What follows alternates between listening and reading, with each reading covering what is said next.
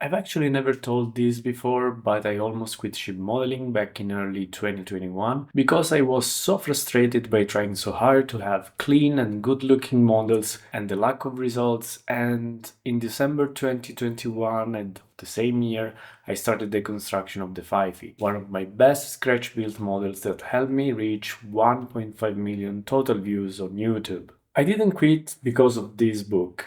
I was hanging around Italian forums where great modelists were suggesting this as a first book to read to improve your skills, and I bought it right away. And that book is the reason why I decided to keep going with sheet modeling. What that book talks about is the full range of skills and tools needed to build high quality historical wooden sheet models. It's not just a how to book in the narrow sense, it's also a treatise on the philosophy and crafts of traditional techniques that mirrors real shipwright practices. So in the book you can learn three main lessons. The first lesson that came out of this book that completely changed my perspective on ship modeling is that you actually need to know everything. Frolic's big point here is that serious ship modeling isn't a single skill, but a combination of crafts. The most obvious, of course, is shipwright. We need to master the structure, the hull of the ship, and so on. We should be carpenter, cabinet makers, finishers, blacksmiths, rope makers, sails makers. And you will notice that in the ship modeling communities around the world, there are some people who are great at working on sails, others are great working on ropes. Those are ropes professionals, while some others build frames and hulls of 74 cannons warship in less than a month. But they never built a complete model with sails, which is perfectly fine. A modeler must understand those roles to produce high quality results, and that with patience and work, even a beginner can progressively master all of them, or even just one or two, which is even greater again. And also keep in mind that externalizing some of the work is perfectly fine too. This is the way some of the greatest models in the past were made.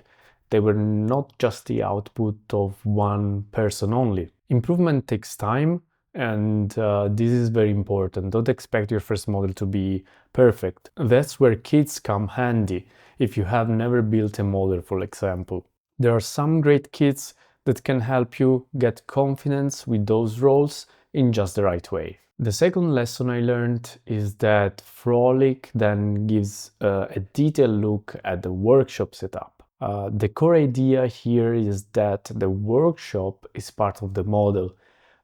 So we're not talking about a hobby corner, it's not a storage area, it's something specifically built for building models. He gives those insightful suggestions on how the workshop should be structured, where to put things, the lighting, which tools to store and which tools to keep available at hand reach. He doesn't say you need a 10 by 10 meters room, but like a 2 by 5 meters room is enough if you assign it specifically for ship modeling. He talks about functional zones like cutting and shaping, assembling, finishing in order to minimize tools movements, clamping, and frequent tools should be at arm's reach, like the rotary tool, for example. You can see I have it here.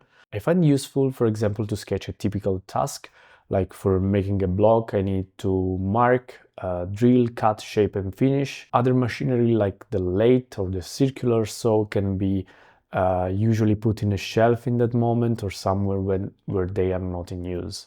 Another very important aspect is that the work desk spaces, your bench, should be very solid and vibration free. Those need to be uncluttered and predictable every time you sit and try to work. I have multiple desks where I work on.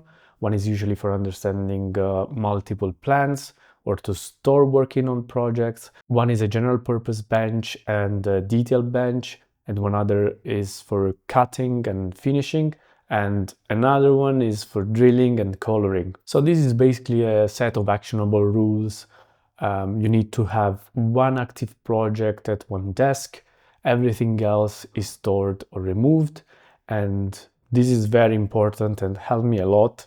At the end of the session, you need to reset your desk. A clean desk means a clean mind, and working with a clean mind means you make less mistakes, and less mistakes eventually leads to less frustrations. The book also gives a practical example of the tools used by the authors, but the web is full of that. I made 2 videos on that myself, and you can find them in my channel. There are few examples of models made by the author, which are the Mercure, l'Ambitieux, the Cyclope, the Salamandre, the Coureur, la Belle Poule, le Jacinthe, and le Requin. All incredible models. Take note and go see them because they are really worth it. Just type on Google search Frolich plus the name of the model. You should be able to find what I guess is his website, where you have the whole gallery of the models. The model that really impressed me though was the Cyclope, which is a very peculiar model because contrary to all Arsenal model, this is a planked on bulkheads model. Frolich used a 10mm bulkheads to build this. He did not even use fillers in the middle section of the model, for example, which I think is great. So the lesson this book taught me is organization is key to build a beautiful model. Whether we are talking about Arsenal or kit models, you need a dedicated space. No question about that. About the machineries, don't worry too much about it. Use what you have. You need to start with something, of course. You have to know everything, but you don't have to build everything. Or let me tell you, you don't have to build everything yourself either. If you don't like building sails and masts, take that out from your build and you will have still a beautiful presented model as well. We saw that in Arsenal model ship, and I think the same thing can be applied in every single model, even kit ones. There is a lot of arrogance still in this sector sometimes, and a lot of discrimination against people who build a kit, who start their build from kits and then trying to improve them. Don't listen to them, take a deep breath, you're doing a great job. That's perfectly fine. This is where all of us started. For every new model, this is my suggestion. Try to do something new from scratch by yourself. Start from blocks, for example. And if they look weird and not perfect, here's the 4th lesson I've learned from this book. It's not your fault. No, guys, literally, it's not your fault. It's the wood you're using. Frolich makes this point very clear. Not all woods are suitable for the parts we are building. I made a short video some years ago tackling all the wood essences, and just go check it out if you want, you'll understand what I mean. Now, if you enjoyed this video, you will also enjoy my video on why smaller ships are the cooler models to build. Those are really one of the best, no, actually, are the best to build. Thank you, and I will see you in the next video.